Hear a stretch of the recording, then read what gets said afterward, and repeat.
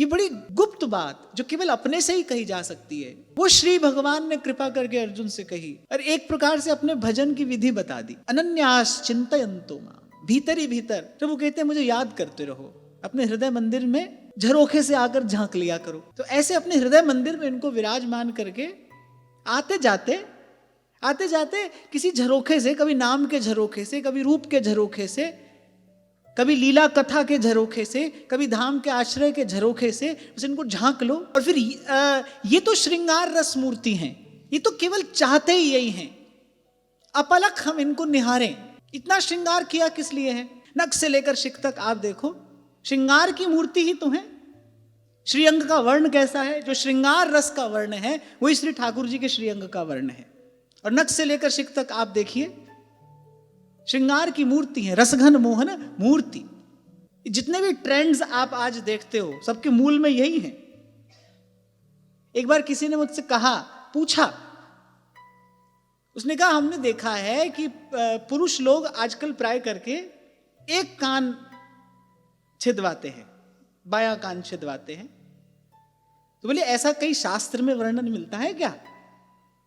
मैंने कहा हाँ, भागवत जी में मिलता है ना। और इसके आचार्य ये श्री कृष्ण ही हैं।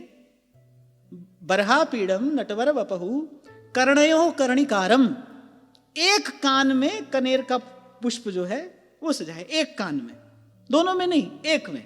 ये ऐसा श्रृंगार क्यों करते हैं? इसलिए करते हैं सब छोड़कर बस हमारे भक्त नख से लेकर शिख तक बस हमको निहारते रहें, निर्निवेश नयनों से वो इस रूप माधुरी का पान करें और इस जग जंजाल से सदा सदा के लिए मुक्त हो जाएं।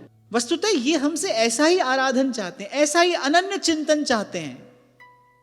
तभी छोटा सा प्रसंग मैंने आपको निवेदन किया। ब्रजवासियों ने लाठी लगाने का प्रयास किया, ठाकुर जी ने कहा इसकी आवश्यकता नहीं है, तुम बस मुझे देखो, तुम बस मुझे अपलक निहारो, तुम श्वास श्वास से मेरे नाम का कीर्तन करो, मेरे नाम का उच्चारण करो, तुम आपस में मेरी बात करो, मुझे वो अच्छा लगता है। हमारे बाबा कहा करते थे, दो भक्त परस्पर में इनकी कुछ चर्चा करते हों, ऐसा हो ही नहीं सकता कि ये वहीं कहीं लुके छिपे सुन ना रहे।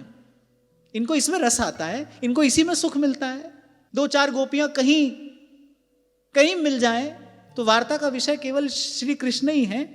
इसी से तो ब्रजभूमि को उत्कर्ष प्राप्त हुआ है। जहां देखो वहीं कहीं श्री कृष्ण का नाम है, कहीं श्री कृष्ण का रूप है, कहीं श्री कृष्ण की लीला है। और श्री कृष्ण का धाम तो ये है ही कृष्ण कृष्ण कृष्ण कृष्ण कृष्ण। ठाकुर जी कहते भाई तुम इतना करो, बाकी योगक्षेमं वहाम्यहम्, बाकी मैं करूंगा।